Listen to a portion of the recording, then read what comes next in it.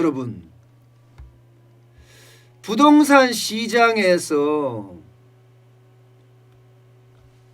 굉장히 특이한 그런 사례가 나왔습니다. 저는 이 시장에서 약간의 조짐을 가지고 사실 그걸 가지고 분석을 하는 그런 경제 유튜버라고 제 스스로도 말할 수가 있거든요. 자, 이거 한번 보실게요. 지금 제일 밑에 있는 걸 보면 레미안 원 베일리 평당 분양가 5,669만 원.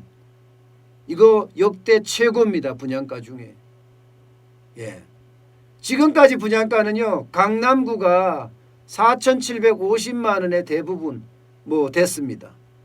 그리고 서초구는 4,891만 원에 분양이 됐어요. 그런데 5,669만 원이 레미안 원밸리가 된 거예요. 이게 무슨 레임덕이냐 이렇게 이야기할 수 있죠. 예, 아닙니다. 이게 레임덕일 가능성이 굉장히 크다는 거예요. 왜냐? 여러분, 부동산에는요 규제가 겹겹이 지금 쌓여 있습니다. 그야말로 말도 못하게 지금 규제예요. 이게 레미안 원밸리도 마찬가지입니다. 이게 서울 서초구 반포동에 있거든요. 처음에는요 주택도시보전공사, 휴거입니다. 휴거. 작년 7월에 여기다가 의뢰를 했습니다. 분양가 해달라고. 그러면 이제 주택도시보전공사가 분양가를 오케이를 해서 도장을 꽝 찍어주면 이게 중도금 대출을 받을 수가 있습니다. 근데 여기가 도장을 안 찍어주면 중도금 대출을 받을 수가 없으니까 분양을 못한다는 이야기죠. 그죠? 그런데 그때 분양가를 책정을 했을 때 4,891만 원이었어요. 4,891만 원. 그러면서 난리가 났어요. 난리가 났어요. 아니 4,891만 원이면 거기 사는 사람들이 돈을 더 내야 되는데 왜 내가 더 내야 되나 이렇게 난리를 치던 거죠. 그런데 말입니다. 이게 주택도시보전공사를 통해서 분양가를 선정한 것이 아니고요. 서초구는 그거 노하고 서초구의 분양가 심의위원회를 만들었어요. 서초구에 서초구 분양가 심의위원회를 통해서 했습니다. 근데 의외로 지금 여기 보이는 것처럼 아니 휴거처럼 주택도시보전공사가 했던 것처럼 4,891만이 될 거라고 예상을 했지만 많아도 5천만 원 이내가 되지 않겠나 이렇게 예상을 했는데 5,669만 원, 778만 원이나 엄청 뛴 가격이에요. 엄청 뛴 가격이에요. 이렇게 뛰니까 사실 정부가 규제 굉장히 많이 했잖아요. 이게 분양가 상한제도 사실 서초구 분양위원회가 만들어진 것도 분양심의위원회가 만들어진 것도 분양가 상한제 쪽에서 하는 거예요. 이게 정부가 통제하는 겁니다. 정부가 통제하는 거. 서초구의 분양가 심의위원회라고 하더라도 이거 정부가 통제 안 할 수가 없거든요. 기본적으로는 공시지가를 정부가 정하고 정부가 만들어주기 때문에 정부가 통하는 게 맞습니다. 그런데도 이런 가격이 나왔다는 것은요. 결국 말입니다. 여기에 심의를 한 사람들이 이제는 좀 풀어준 것 아니냐 이렇게까지 이야기를 하고 있을 정도입니다. 이 정도면요. 주변 시세보다도 주변 시세 한 60% 가까이 돼요. 60%. 주변은 굉장히 비싸죠. 지금 공급가가 19억대잖아요. 33평 규모로 봤을 때 주변은 33평이면 31억에서 37억입니다. 만약에 서초동 반포의 원밸리, 서초구 반포의 원밸리에 당첨이 되면 그냥 얼마 버는 거예요? 분양은 19억에 되니까 31억에 37억이니까 한 10억 이상 버는 거죠. 그야말로 로또입니다. 로또. 끝내줍니다. 되기만 하면. 되기만 하면 평생 벌 돈 다 버는 거예요. 평생 벌 돈. 자, 이게 그러면 국토부가 분명히 양쪽을 다 관장을 하거든요.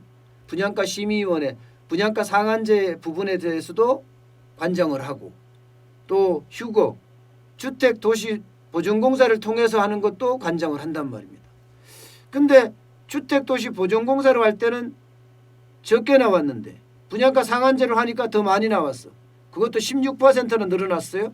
야, 이거를 보고 이제 사람들이 분석을 하는 겁니다. 이제 정부가 막바지에 더 접어드니까 규제를 조금 풀어주는 것 아니냐 이런 관측도 나오고요. 심지어는 실세 장관, 김현미 국토교통부 장관이 실세 장관이었으니까 실세 장관이 바뀌니까 이제 뭔가 소송이나 뭐 이런 것도 많이 들어야 될 거 아니에요. 그러니까 국토부의 공무원들이 규제에 대해서 손을 놨다. 예, 손을 놨다. 이렇게까지 판단하고 있습니다. 규제를 그만큼 쉽게 안 가져간다 이런 이야기예요. 물론 정비업계에서는 공시지가가 올랐기 때문에 뭐 그런 것 아니냐 이렇게 이야기를 할 수도 있습니다. 그런데 공시지가조차도 국토부가 관할합니다. 통제하고. 결국 모든 거는 정부의 최종 권한이 있다는 거예요. 정부의 최종 권한이 있는데 분양가 상한제로 분양하는 게 5,669만 원이 나왔다는 것은 그만큼 부동산에 이미 관료들이 말을 안 듣는 레임덕이 왔구나. 이미 이렇게 분석까지 하고 있습니다. 결국은요. 정부의 정책이 어떤 정책이 나오더라도 이제 믿지 않는다는 신뢰도가 그만큼 추락한 것도 있지만 이제 공무원들까지도 이거 잘못하면 내가 소송당하겠네. 더 이상 안 되겠어 하면서 최소한의 규제로 돌아서는 그런 모양새가 보인다. 이렇게 보입니다. 이렇게 되면 분양가 상한제에 대한 공포감 많이 줄어들 거예요. 많이 줄어들 거예요. 그러면 앞으로 지금 신반포 메이플자이도 있거든요. 메이플자이. 여기가 이제 어떻게 되느냐에 따라서 굉장히 달라질 거예요. 어쨌든 로또 분양이 되고 또 규제가 그만큼 덜해졌다. 분양가가 많이 올랐다. 이런 얘기는요. 결국은 정부의 이제 약발이 점점 떨어지고 있다. 이렇게 분석을 하는 게 맞습니다. 여기가 바로 원밸리입니다. 반포동의 원밸리. 지금 부지인데요. 지금 여기가 그야말로 이 주변의 아파트들이 전부 37억에서 39억까지 33평 기준입니다. 그렇게 간다는 거 아니겠습니까? 그런데 여기에 들어가는 것 분양은 19억. 그것도 올라서 평당 분양가가 그나마 얼마 16% 주택도시공사에서 하는 것보다 16% 올라서 19억이에요. 19억. 그러면 엄청난 로또 분양 받을 수 있죠. 어쨌든 제일 중요한 건 여러분 결국 이제 이 정권도 막바지에 들어서니까 내년 3월이면 대통령 선거잖아요. 그죠? 이 정권도 막바지에 들어서니까 규제도 이제 공무원들의 규제 자체가 헐렁해진다. 레임덕이 왔다. 아마 이것은 더 가속화될 거다. 이렇게 저는 읽고 있습니다.